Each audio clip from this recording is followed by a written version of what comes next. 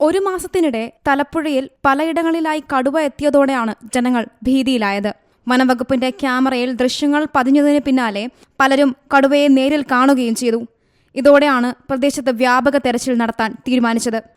Thalappuzha 43-ാം mile, Johnson കുന്ന്, കമ്പിപ്പാലം, കരിമാനി പാരിസൺ എസ്റ്റേറ്റിനോട് ചേർന്ന വനപ്രദേശങ്ങൾ എന്നിവിടങ്ങളിലാണ് തെരച്ചിൽ നടത്തുന്നതെന്ന് നോർത്ത് വയനാട് DFO മാർട്ടിൻ ലോവൽ വ്യക്തമാക്കി.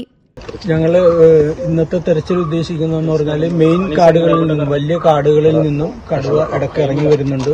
എന്നിട്ട് ചെറിയ പാച്ചുകളായിട്ടുള്ള ഒരു 3 ബിറ്റുകളായിട്ട് പ്രധാനമായിട്ടും കിടക്കുന്നുണ്ട്.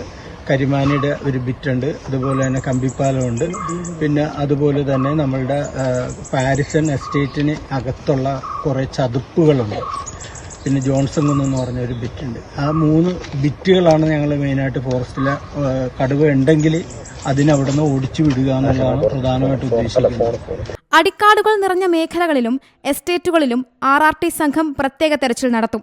വനാതിർത്തിയിൽ താമസിക്കുന്നവരും പൊതുജനങ്ങളും ജാഗ്രത പാലിക്കണമെന്ന് വനംവകുപ്പ് നിർദ്ദേശം നൽകിയിട്ടുണ്ട്. C Malayalam news, Wayanad.